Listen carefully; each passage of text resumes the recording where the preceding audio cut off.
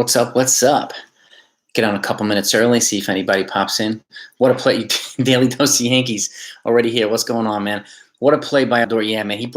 That was almost a double play, but that was a ridiculous stop he made. And what a play. I mean, and it's good to see them ended in the line out. I got a little worried when this kid Brody corner walked the leadoff guy, and I was like, oh God. But again, he hadn't pitched in like 2.5 weeks, so I can understand why. So let's go over the quick recap. So the Yankees won, their 8th straight, and by a score of 10-2, which is, the lineup alive again. There's 15. Let's say they've won 15 out of their last 18 games, and they're 29-11 since the 6th of July. So they're on a roll, man. They really are on a roll. So it was also DJ LeMahieu bobblehead night too. So kind of a fun night. What's up, everybody? Robert, Wanda, Chris, what's good? 8 in a row, baby. That's right. I'm doing a little recap now. So, Nestor, the mustache Cortes came up again, man. 7 innings pitched, 4 hits, 2 earned runs, 2 walks, 7 strikeouts.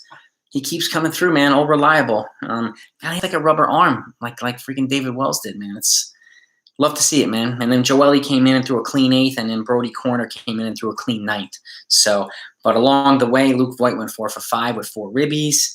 Brett Gardner was 2 for 2 again. He keeps coming through. And DJ was 2 for 4. So they put 4 up in the first, the Yankees. Voit with a 2-run single, put him up 2-0. Andrew Velasquez with a bases-loaded walk. And then Gardner with an RBI single to make it 4-0. That's in the first. In the second inning, Judge comes up with a 2-run bomb. 6-0. Boom. And then after that, Voit, an RBI double in the fourth. 7-0. And then Twins got on the board, off of Nestor. Josh Donaldson, of course, hit a 2-run shot in the 6th inning to make it 7-2. But Cortes got out of that jam. And this was the first time he's thrown over 100 pitches. So, he definitely worked tonight. But Voit then came back with a solo home run in the 8th to make it 8-2. And then DJ on DJ bobblehead night came up again with a 2-run bomb in the 8th to make it 10-2. And then Corner came in and closed it out in the 9th inning. So it was a good win by the Yankees, man. A really good win by the Yankees. 8 in a row, man. 15 of the last 18, 29-11 since July 6th. They're on a roll, man. They really, really are. So hopefully they continue this roll tomorrow. And they're also 19 games over 500. So playing some really good baseball. Really good baseball. Let's see who's here, man. Nicholas, Jason, Wanda, Justin, Dom. What's up, everybody? Robert. Nestor needs to – dude, yeah, I don't see the point in taking Nestor out of the rotation right now. He's money. He is money. He's reliable, and he throws 6 and 7 innings almost every time. So it's the Yankees are getting length, and they have like a 2.2 ERA over the last month from their rotation. So their rotation is rolling right now. They're absolutely rolling. 4 for 4 and 4 ribbies, Nicholas, for Voit, man. He's on fire, man. He's producing. And I really hope that they can have him and Rizzo in the lineup at the same time. Because I think there would be this lineup would be ridiculous once everybody's back at full strength. Ridiculous.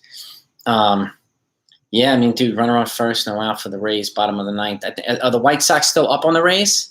I think so. Well, if they're batting in the bottom of the 9th, it's either tied or they're losing. So I'm hoping that the White Sox, if the White Sox win, they close this out, then the Yankees are 4 games out of first place. So they pick up a whole game on the Rays if the Rays lose. So let's fingers and hands crossed, man.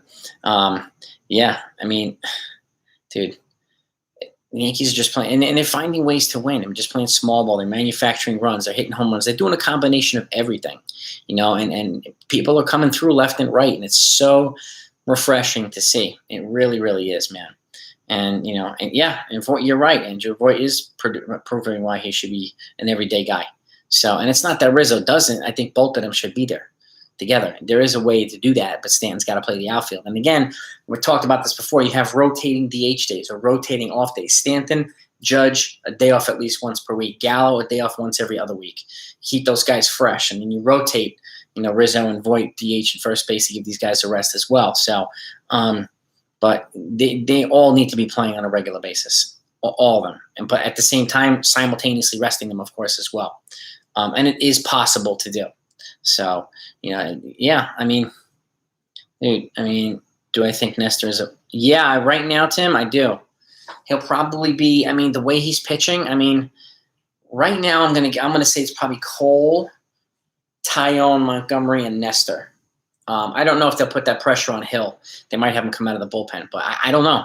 They could go 5 man. It depends on how if they get into the ALDS, and I would suspect they go with a 4-man rotation there, but I don't know. I mean, Hill should be on the roster, that's for sure, the playoff roster. It's going to be a tough decision for a couple tough decisions for Booney to make in terms of the playoff roster, who to cut and who to keep on. That's going to be a tough one for him because there's a lot of guys playing well. So, yeah, the lineup does look great, man. You know, Gallo needs to. Yeah, you might move him down a couple spots. He's got to cut down on the strikeouts, Ivan. I mean, he really does. He's very streaky, like Stanton, and you know, bombs, lots of home runs, lots of strikeouts, lots of home runs, lots of strikeouts, and a bunch of walks. So it's like we need to get him. You know, we need him to get because he's such a good base runner too. We need him to get on base more often than he strikes out, even if it's a single, or take advantage of the walks because he is one of the faster base runners on the team. Actually, as a big guy, he can move. He can move, so you know, get him on so he can steal bases and move over from guys hitting base hits, and you know, let guys drive him over, man. And yeah, everybody is coming together, man. We're starting to click on the cylinders, Nicholas. I mean, we got a few guys left, right? What do we have? Gio, Glaber coming back, and well, we don't know about Kluber and Domingo Germán yet. We still don't know. I'm completely ruling out Severino unless told otherwise. So I don't even have him factored into anything for this year. But if he does come back, it's got to be in the bullpen if he can prove that he's healthy. No rotation, not even a consideration for the rotation. So, and that's my opinion. Yeah, I mean, Wanda, I could see. Yeah, I mean, you're right. I can see Rizzo play. You know, play once more in this series too. I mean, you know, he's definitely going to use him against Atlanta. He's got experience against the NL teams. You're absolutely right. And playing in an Atlanta ballpark, he has familiarity with that area, with that stadium. So he could be productive there. And again, there's no DH in the National League, so I would think he would be, if there are 3 games, he'd probably be a first for 2 of the 3 games. My guess. But you know, and if I were to do it, I would alternate. I would go him, Voit, and him instead of giving Voit consecutive days off. The last thing you want to do is get him off rhythm if he's in a groove. You know, and too many consecutive days off can do that. So, watching from Trinidad, Clint. Nice, bro. Nice. Hope you're enjoying it, man. I hope you're enjoying it. Oh, man. You ever been to Carnival in Trinidad? Crazy, man. Absolutely crazy. A lot of fun. Yeah, Voit has proven himself, man. I mean, he has proven himself every day, man. He keeps coming through, and he's playing with a chip on his shoulder now. And it good, as he should be. I mean, you know, he wants to stay in the lineup to prove that he can, and he's worth keeping in there. So, and he's doing it. He's doing it. So good for him. Good for him. 1960. Oh, Joe. Yeah, I mean, you actually, yes, you make a good point, Joe. I mean, so Joe Russo brings up the point that in 1978, the Yankees were 14 out in August, got healthy, and then they made a run all the way to the World Series championship. That's a great point. And the Yankees were, a month ago, they were, I mean, like almost 10 out. And there was no really like hope in sight for this team. And look at them now. Look at them now. And it's very refreshing to see. Very, very refreshing. Yeah, and that's a good point, man. 1978. That was a hell of a Yankees team, man. Hell of a Yankees team. 77 and 78, man. Oof. Reggie and oh my God. That was a great teams, man. Yeah, everybody is back from COVID, starting to come. Yeah, Nicholas, that's right. We just got to get a few more off the regular IL and see how they do. And I don't know if you've seen updates now. So with the Yankees prospects thing, we now have 3 in the top 100, but Jason Dominguez is no longer the Yankees' number 1 prospect. He's number 2. Anthony Volpe, he's number 1 now. He's number 15 in the top 100. Okay, that is a monumental jump. Jason Dominguez is 17, so he's moved up from 30, and Oswald Peraza is in the mid-60s. So we got 3 guys right now. But Volpe, man, what a leap from being out of the top 100 to 15. So I mean, his trajectory is, if he keeps trending this way, he'll be in the majors possibly by next year. So I would not be surprised at all. Rays and White Sox are going to extras. I hope to come on, White Sox, man. Come on, White Sox. You beat us in that first game out in the cornfields, but that's okay. Just take out Tampa Bay tonight, please. All right, give us a game. Give us a game, man. Yeah, man. 1978, 1977, and 78 was a hell of a 2 years, man. It was a hell of a 2 years. Yeah, man. Nicholas, Velasquez he's a stud, man. He's a defensive whiz. And he's got a really good glove, and he's got a nice bat, too. And he hustles, man. He hustles. He hustles, man. But back to the 1978, man. I mean, look at the guys. I mean, Willie was on there. Who else on there? Roy White, Thurman. Oh, my God. Reggie, Guidry, Louisiana Lightning. Like, they had a great team, man. I don't know if it was Catfish on there. No, maybe not Catfish. No, Goose Gossage, and a bunch of other guys, too. I mean, that was a hell of a team. I mean, they won the World Series in 77 and 78. They were the last team aside from the other Yankees in 98, 99, and 2000 to win consecutive World Series. So before them, the Oakland A's won 3 consecutive, I think, in the early 70s when they had Vida Blue. They also had Reggie Jackson before he came to the Yankees, and that was a dynasty team, too. That was a really good team. Bryant. He was a good guy, but I wanted the Giants to get rid. Yeah, I mean, you know, Rizzo and Bryant, they're both intelligent players. He's going to get paid this offseason. And I wouldn't be surprised if it's from the Dodgers. He's playing well there. I wouldn't be surprised if Rizzo gets re-signed by the Yankees. I mean, neither one of them can be given a qualifying offer because they were acquired mid-season, but I could see them coming back. I could also see Rizzo going back to the Cubs. I could see that too. I don't think I could see Bryant going back to the Cubs because he's going to cost a lot of money, and I think the Cubs have been looking to shed payroll, so it doesn't seem to fit with their economic plan moving forward. But he's going to have a lot of an interest this offseason, Chris Bryant, if he keeps playing the way he's playing. So they still have Hendricks in the bullpen. Hopefully, yeah, I mean, good. I mean, I guess did they get to Kimbrel, I suppose, or Kopech? Just take a lead, White Sox, and then let Hendricks shut these guys down, man. And we got Craig Nettles, Rob, Craig Nettles, baby, on third base. That's right. One of the best defensive third basemen ever in Yankees history. I mean, what a whiz on the glove, man. Oh, my heavens. Yeah, I mean, lifetime starter for the Yankees. Man, Cortes. That's a Clint. That's a bold one, bro. If you keep, honestly, man, if he keeps playing the way he's playing, dude, he's under, if I remember correctly, I looked, he's only 26. Even though the mustache makes him look like he's, like 40. Kind of like the Eric Estrada from Chips type of thing going on. But but he's got, I don't think he's a free agent until 2025 or 2026. So the Yankees have him under control for at least 3 more seasons, but I think 3 or 4 more seasons. So he can bring a lot of value to this rotation if he keeps producing the way he is. So this is another gem by the Yankees. I mean, a great find, man. Yeah. Daily dose, bro. I mean, Gallo is something, man. Like I said, he even though he has 29 home runs, he'll probably wind up at 35 or 36, but he'll strike out 180 times. Like, it's the same thing with Stanton and Judge.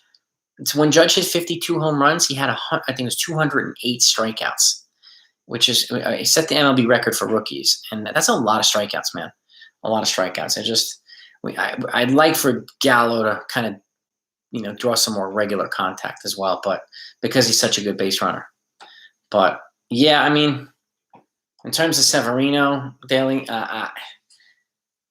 so they sent his MRI results there's no structural damage in his shoulder, but they sent it for a second opinion anyway. But that's generally not a good thing either. So, but it's kind of like Jacob deGrom on the Mets side. I mean, he constantly has these setbacks, and he's not showing structural damage. But then, like Jacob deGrom was put on a 60-day IL today, and they need to shut him down for the season. I think they might wind up shutting Severino down for the season and just building him up for 2022. And I would consider him for the bullpen. He's got, I think, 1 more year on his Yankee contract. Like 2 of them were completely wasted from Tommy John and this year. So I think he has 1 year left, or maybe 2, at about $10 million per. So get what you can get out of him. But if he becomes a 2 or 3 inning dart throwing reliever, I'll take that.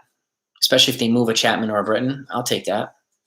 La Russa pulled Kimbrel for no reason. Yeah, I mean, La Russa makes some questionable moves sometimes, Justin, and just, I mean, he's got a 3-headed monster in the bullpen, man. Like, Nestor over Sevy on this playoff roster, 100%. I don't even have Sevy on this playoff roster. I mean, he's gonna have to have rehab starts again. He's gonna have to prove himself, and again, I wouldn't pick Sevy over Nestor for the rotation. There isn't a chance in hell I'm doing that for this for this year. And Dom, we do have Gallo next season. Yeah, he's on the contract, and so is Odor. But Odor's making about $12 next year. He makes $13 million a year, but the Texas Rangers are paying 99.8% of it. Yankees are paying him about 2 magazines worth of salary. So the Yankees got him on a steal, and he's with his production, the return on investment is more than plentiful. So I only see him being moved for an obvious upgrade, but you never know. But yeah, they have Gallo for next year too. At I don't even know, because the Rangers are eating majority of the salary anyway. So that's where Cashman kind of worked his genius at the deadline. He got the Cubs to eat most of Rizzo's. He got mostly everybody to eat salaries, which is nuts. And he didn't give up a top 5 prospect, which is like pretty mind-boggling to me. So, but that's good work for Cashman, man. One fee with Nestor is 406 FIP. I don't think he is able to continue this ace level for long, but he's still, we don't know. I mean, if he can ride this out until the end of the season, until the postseason, that would be phenomenal, and then we'll see what happens next year. But as of right now, he's pitching well, and he's got a lot of movement in his pitches. He gets key strikeouts, key outs. So, and it's not like he's throwing 99 or 100, so I don't think he's going to blow out his arm. He's just a good, all-around pitcher. So, but you ride it as long as you can, and then see what happens. I mean, Gallo. We can get Gallo for his high batting average. So, Ben, and definitely not. We got him for his, his cannon in the arm, his great defense, and his ability to hit a lot of home runs. And he's also lefty power bat. So, the Yankees needed some balance there. But I'm hoping he keeps somewhat productive with the Yankees this season. So they'll definitely need him in a playoff run. But he's got the best arm in the outfield too. It's better than Judge's. Yeah, man. I saw Daly, dude. That stop by Odor was ridiculous, and it was almost a double play. But that stop was absolutely ridiculous, man. Into Velasquez and over. I mean, I'm glad they lined up Vasquez to end the game. But that play saved the game in the 9th inning, or at least saved them a run. So, good for Odor. And again, this is where if he doesn't come up with the bat, he'll come up defensively, and vice versa. If he makes an error defensively, he generally makes up for it with the bat. So he's like that. And he holds himself kind of accountable, and I like that. I like that. Yeah, man. Odor, dude. La Russa has always been a mixed. Yeah, man. 100%, Jess. 100%, Jesse. La Russa is all over the place, man. The A's, the Cardinals. Yeah, man. He makes some questionable decisions. He makes some good ones. I mean, he's just because he's been managing for like 1,000 years. So, and he's got a couple of rings. So, but all great managers make questionable decisions. Joe Torre did. I mean, a lot of the great managers did. So, but they've won championships, so they have, they have put in the work. They have put in the work, man. Yeah, I mean, I think the Yankees only have to win one more game to win the series, but I would like a sweep too. But I definitely think they can win the series, but a sweep would be ideal. Would be absolutely ideal. So, Cole and Hill on tomorrow and Sunday. I mean, if that's the lineup, and yeah, we got a good chance. I mean, and I love watching Cole pitch, man. So, status on Kluber. I mean, he does have postseason experience, Nicholas, but he started his rehab assignments. It's going slow. I think they're taking it really easy with him because he's older, and because his injury it's knocked him out for so long, much longer than expected, and we don't really know what to expect from him on the way back. I mean, he's clearly taking a little bit more time to recover, and they want to make sure if they're going to bring him up, that he's going to be helpful and productive. And again, this is where rehab starts in the minors. I mean, a couple of them come in handy, so you can work out kinks, get his timing and his velocity back, and his arm angles and all this stuff, and work on those things before coming up to the majors. That absolutely has to be done, in my opinion. Otherwise, it just doesn't make sense to bring him up. They have what they need right now without him. So, and that's the other thing. I don't want to ruin the dynamic either. But he does have postseason experience. And it's not that good against the Yankees, actually. So thankfully, he's on the Yankees. Odor, 95th percentile in outs, above average, and RC around 100. How is Cashman able to trade for him? And yeah, I mean, Daly, Texas was looking to get rid of him. I don't know. I don't know what was like a drama thing. I have no idea. Just needed to change the scenery, and they were willing to eat like everything to move on from him. So I'm like, he stepped in poop, Cashman. He hit the jackpot here. I mean, it's got another gem for nothing. And so I credit him for that. I don't know how he did it, but he did. I'm glad he's here. I'm glad he's not on the Astros or the Red Sox or the A's or whatever, So I'm glad he's with us, man. And he has that fire in his belly too. He's a gamer. He's a gamer. I mean, Klumer is legit, man. Justin. I mean, he. Dude, yeah, man. Was that you were at the No with your friend, took the home? Wow, that's cool, man. Anytime you go to NoHo, it's really cool. I was at a couple. I've been at 3 or 4. I've been to 3 or 4 of them. One of which was a perfect game, but David Cohn's perfect game. So I've been fortunate enough to be to quite a few.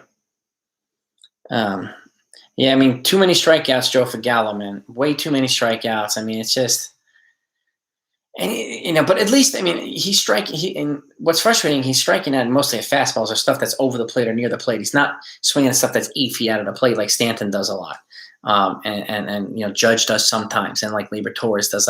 So I'll give him that, but I think he needs to catch up with some of these fastballs and start hitting them for contact. So, I mean, I hope he does it. I hope he starts doing it and starts doing it soon, because it'll definitely help him in the playoffs. Yeah, I mean, I think Cole can give a sling tomorrow too against this lineup. He can probably give us 7, which will make it easy for the lineup too. I mean, if he goes any long, as long as his pitch count isn't ridiculous, I think he should be okay. And then hopefully, yeah, I mean, so I'm hearing Monty on Sunday, but I also heard Hill. But now I'm hearing Monty again. So Cole Monty would be nice, and Monty, give him a couple more games to kind of get back into his groove, and I think he'll be good. But yeah, I mean, I think the rotation is pretty much set too, Nicholas, for playoffs. I think so, and they're going to be a tough one to beat. They really, really are. So Righetti's no-hitter. Wow. Robert, man, it was July 4th, man. I forgot the year. Was it 84? Something like that? July 4th, 1984? Wells' perfect game. Actually, no. I was at Coney's. We had tickets for Wells' perfect game, and we gave them up to someone else who went to Wells' perfect game. And so I actually said the other day I was at Wells and Coney. I was not at Wells. That's my fault. I was at Coney's perfect game with my mom, and we gave up the tickets for Wells' perfect game. But I was also at Jim Abbott's no-hitter, and I was actually sitting behind home plate with a big green cowboy hat. I was on TV quite a bit with my mom again, and that was a cool game against the Cleveland Indians. Yeah, Righetti's no-hitter. Dude, Righetti's no-hitter. Wells, yeah, man. 1983, yeah. I knew it was 83 or 84. That was a hell of a – I mean, the Yankees pretty much stunk for those couple of years. So it was good to have a bright spot. And Righetti turned down, if I'm not mistaken, he turned down the All-Star game and pitched, and it was right before the All-Star break. And he had to turn it down, or he didn't make the team, and he wound up pitching a no-hitter the day before the All-Star game, which was kind of cool. So, and he struck out Wade Boggs from Boston to end it. That was really neat. So, yeah, that was I like Dave Righetti, man. I really do. He was a class dude. 6 months old during Cohn's, so Kluber's was pretty much the first. Dude, Kluber, yeah, that was a good no-hitter, man. Coney's perfect game was magical. It was the day that Don Larson and Yogi Berra kind of reunited, and they kind of made amends. And it was a rain delay. It was against the Montreal Expos, and Cohn was magic from the start, man. Magic from the start. I think it was under 90 pitches too. Under 90 pitches. It was a magical game. Magical game, yeah. The 80s, dude, Robert, man, the 80s sucked for the Yankees. They really did. I mean, Mike Stanley, I remember those guys, Matt Noakes. I had a lot of guys. It was not a good team. Ricky Henderson, Winfield, and it was just should have been a better team, but it wasn't, unfortunately. Runner on third with 1 out for the Rays. If they score, they win. They need a miracle from Hendricks. Come on, Hendricks, man. All right, looks like there's 2 outs now, so. Hendricks, let's just get 1 more out. Let's shut the Rays down. If they win, then the Yankees are 4 games out instead of 5.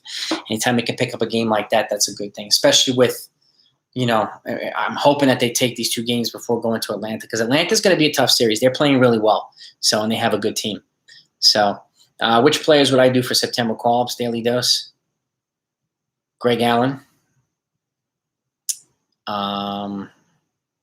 Luis Hill, because he's down, obviously. I think I think it's only at 28 now. It's not 40 anymore. Schmidt, no, I don't have anything, Nicholas, on Schmidt. He's just apparently he's, I guess, going to start a rehab assignment or whatnot. He has been throwing, but he's had a couple setbacks on his comeback. Yeah, I think Allen and Hill, Estevan Florial, maybe, or Oswald Peraza. Actually, he should be already up, I think. So, I think those are the guys. What about you? Who would you call up for September? If you can only call 2 or 3 guys up, who would they be? You let me know, guys. Almost a wild pitch. Hendricks, he's stressful too. I mean, I'm glad he didn't pitch well against the Yankees last week, so glad the Yankees hit him. And Nelson Cruz is up, so hopefully he gets Nelson Cruz out. One of the best hitters for the Rays, one of their power hitters. Oh, Donnie Baseball was the best thing for 100%, Robert, for the Yankees. 100%, man. He was so cool, man. He's one of the nicest guys. One of the nicest guys out there. Schmidt is on a rehab assignment. Pop out. Nelson Cruz. Oh, it's over. Is that over, Daily Dose?